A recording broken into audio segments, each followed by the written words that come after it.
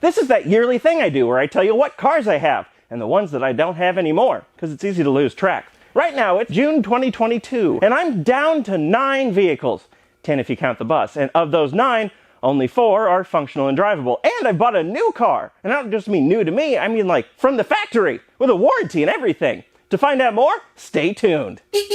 Normally I try to make my sponsorship segments entertaining to grab your attention, but this time I think the product is interesting enough on its own. This is the EcoFlow Wave, a portable battery-powered air conditioner. First, the air conditioner stuff. It's got a nice knob to adjust the fan speed and the temperature. If you want to direct where the cold air goes, it comes with a detachable shroud with a hose that fits right over the cold bit, like that. If you instead want to direct the air for your heat exchanger, it comes with a shroud for that too that just clips right on the back. And unlike most portable air conditioner, this has 2 hoses, so it does not pull air-conditioned air out of your air-conditioned space. It pulls air from the outside, blows it over the heat exchanger, and then blows it back outside again. And it gets rid of the condensation it creates by dripping it over the heat exchanger so that it evaporates out into the heat exchanged air. And if that doesn't work for you, as it won't if your humidity is over 70%, it also comes with a rubber hose, so you can have a drain. The battery, which I don't actually have because of a weird shipping mistake, but let's pretend it's here. Clips onto the bottom of the unit. It's a 1 kilowatt hour battery, and it plugs into the side right here underneath this flap. And it can run this air conditioner anywhere from 3 to 8 hours, depending heavily on your usage. And if that isn't enough runtime for you, this thing is also compatible with any of EcoFlow's other products, like this Delta Max over here, barely sitting in frame. It could run forever on that thing. At least twice as long. And unlike any air conditioner you've ever seen before, it has AC input right here, and right next to it, solar panel inputs. So you can charge your air conditioner from solar panels, or any other DC input you want. EcoFlow is marketing this thing toward RVers and campers, so you can cool off your RV or your tent. And those are good use cases for this, and I'm sure there's many other use cases, but I think the best use case for this thing is for truckers and other road warriors. You can have this sitting in your passenger seat next to you, charging from a 12-volt outlet all day, and then at night, when you're sleeping in your truck, you don't have to idle a giant diesel engine just to keep your air conditioner running. You can just run this. If you want to check out the EcoFlow Wave for yourself, you can do so with the link in the description below this video. Thanks to EcoFlow for sponsoring this video. I love working with them, and I cannot wait to show you the next thing they're sending me. As I said, I have 4 functioning and drivable vehicles right now. Here's what that looks like. Eeny, meeny, miny truck. My 2006 F-150, my noble steed, my first car. This thing has 300 miles shy of 120,000 miles. It needs new tires. It needs all of its fluids changed. It has a small exhaust leak.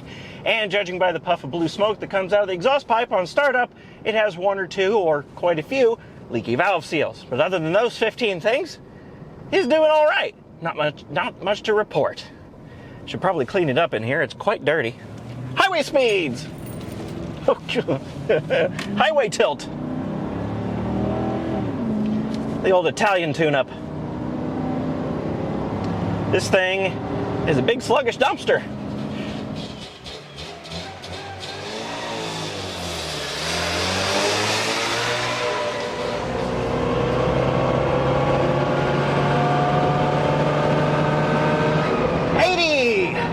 Kilometers an hour. The Trabant, still working just as great as it ever has ever since I did that engine rebuild, and now it's clean. Missing a little tiny bit of paint because of my novice read, but it's clean. And the only problem I've had with this thing so far this year is that it's had an enormous amount of trouble starting. In fact, for the pull-away shot, I had to jump it with a 12-volt battery just to get it going. I don't know what the problem is, but it's so bad that I got stranded in a parking lot one time about a couple months ago and had to get a tow truck home. Once I got it home, the battery was dead, I charged it up. I was poking around the engine bay to see what maybe could be the problem, and the fuel line cracked and started leaking, so I replaced that. But I have no idea what the issue is. It's just having a lot of trouble starting. If I had to guess, it would be because I put an electronic ignition in here, and the battery seems a little bit weak, so maybe it's not getting quite enough voltage to trigger the electronic ignition, but that is the only guess I have. Now, let's do highway speeds. Go!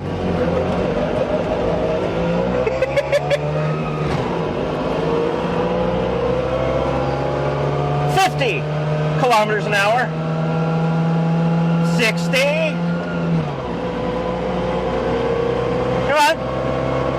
70, 75, 80. I am going up a hill now. There's no chance I'm going to be getting 60 miles an hour. Yeah, no, we're stuck at 80. Well, I tried.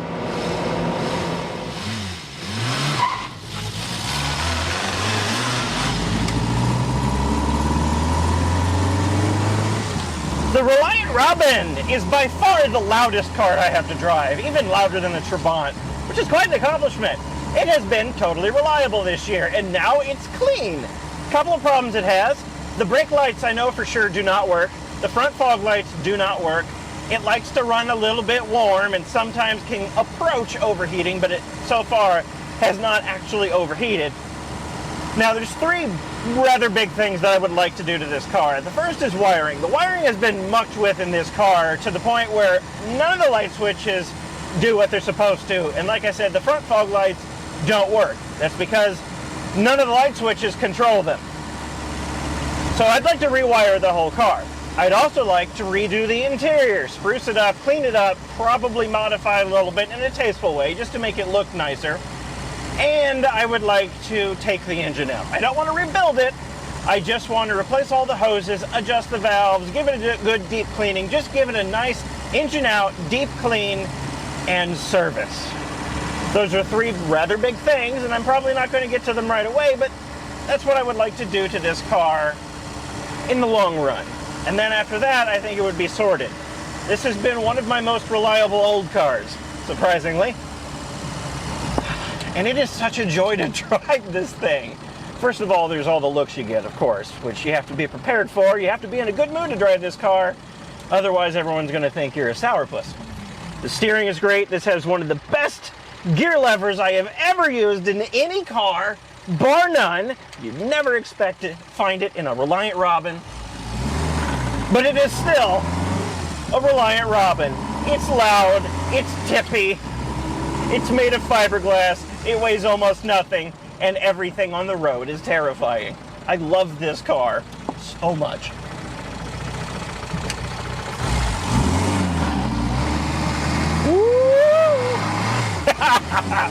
That's how you get a wheel off the ground in a Reliant Robin.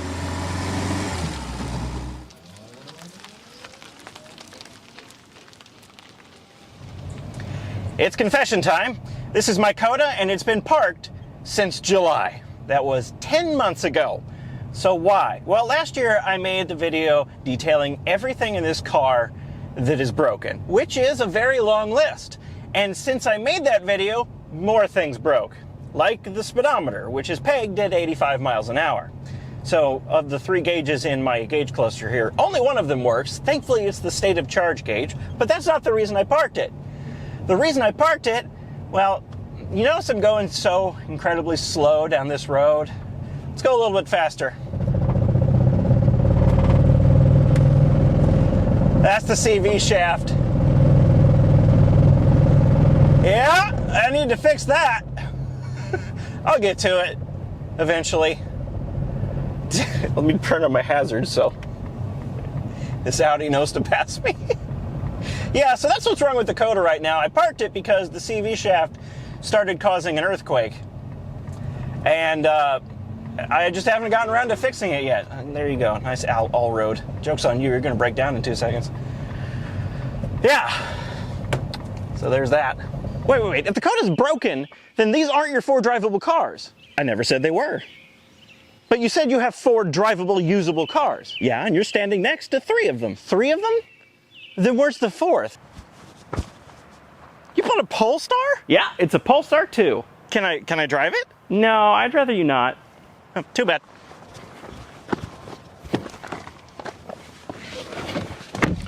Ooh, gold seat belts.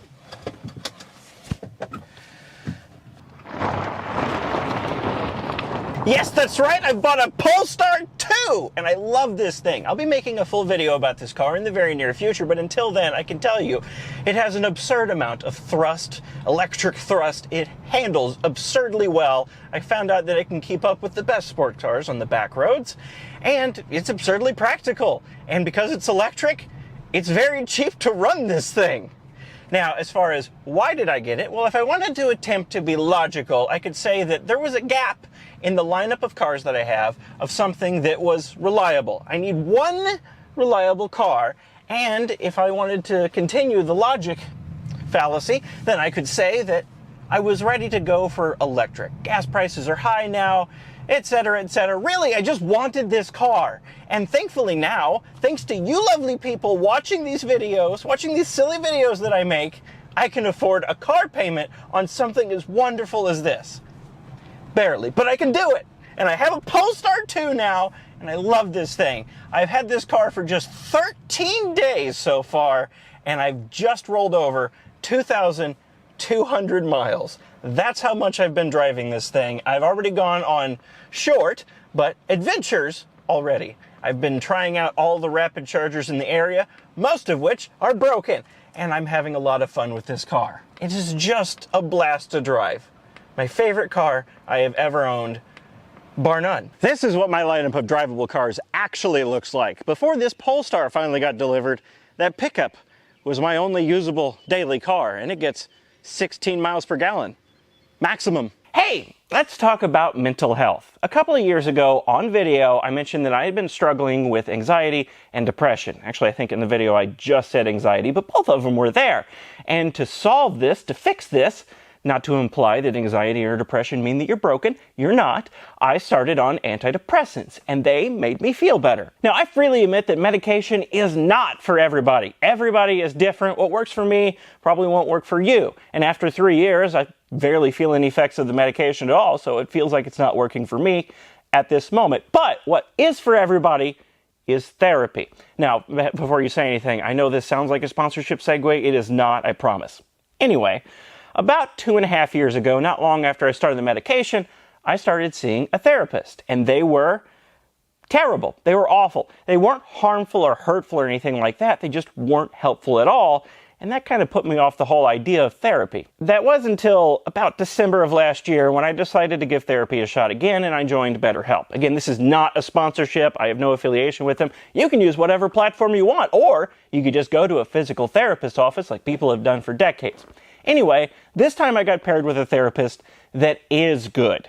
The first few sessions were the usual getting to know you, what sort of problems are you wanting to resolve, why did you join therapy, that sort of thing. But over time, the sessions got more and more helpful, and I found out that sometimes I just needed an outlet, a place to vent, a judgment-free place to talk about things. It didn't take much at all sometimes, but I gradually developed a rapport with my therapist, and I'm sure glad I joined therapy when I did, because around February, the woman that I called my wife, we weren't actually married, I found out she was having an emotional affair and ended up leaving me shortly after that. As you can imagine, this was quite a difficult thing to get through. I consider myself lucky that this is so far the hardest thing I've had to deal with in my life, but in the moment that doesn't make things much easier. With the help of my therapist and my friends, you know who you are, I managed to get through. I struggled for a long time, and about 2 months of my life feel like they just vanished, but I made it through to the other side.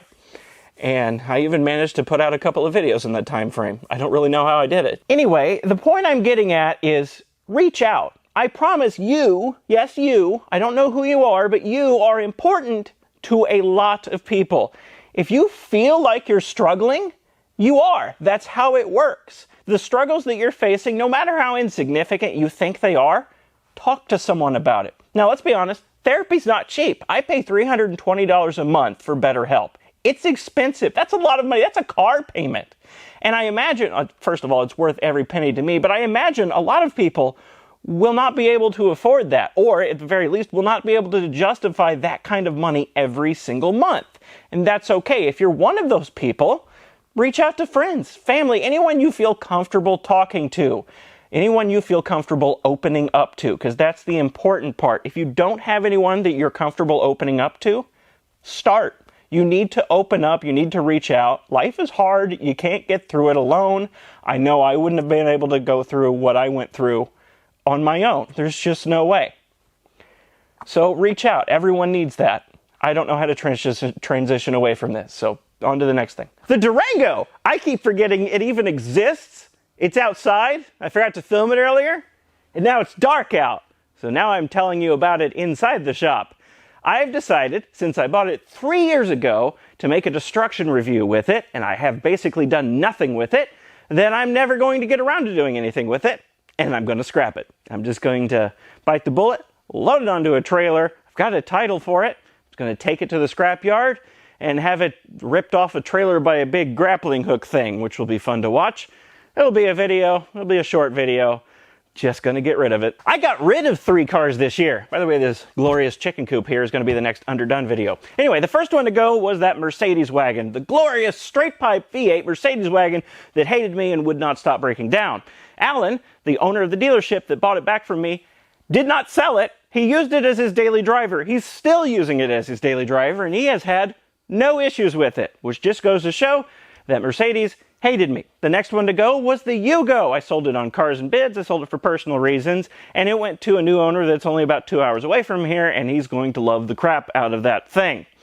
And the last one to go was the Volvo C30 that I had last year. That was more my wife's car. We agreed that she should take it because she enjoyed it more, so that's gone too. These 3 EVs are the next project. The Wigo has a dead battery pack. These 2 prototype Kodas are dead, but their battery packs should be good. If not the whole battery pack, then at least the majority of the cells out of them. The next thing I'm going to be working on is taking the battery packs and the cells out of each one of these 3 cars and capacity testing all of the cells, charging them up, capacity testing, charging them up back again, so I can see how many usable cells I can harvest out of these 3 dead EVs. And then hopefully, I imagine this will be the case, but hopefully I can harvest enough good cells out of these 2 Kodas to revive the Wigo. And then hopefully I'll have enough good cells left over to lithium swap this Ryobi mower back here. Maybe do some other fun stuff with. I don't know. I'll have to see how many good cells I can get out of all these cars. The bus hasn't progressed at all since the last installment. I've been working on other things. I built a chicken coop. I've released several videos. I haven't touched the bus at all.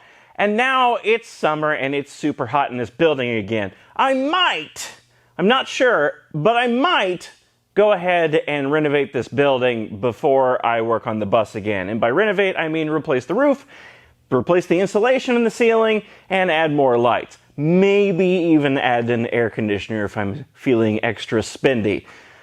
Or I might just start working on the bus again. I don't know yet. You'll see when I get to it. And that's the fleet update. Now you're up to date. Thanks for watching.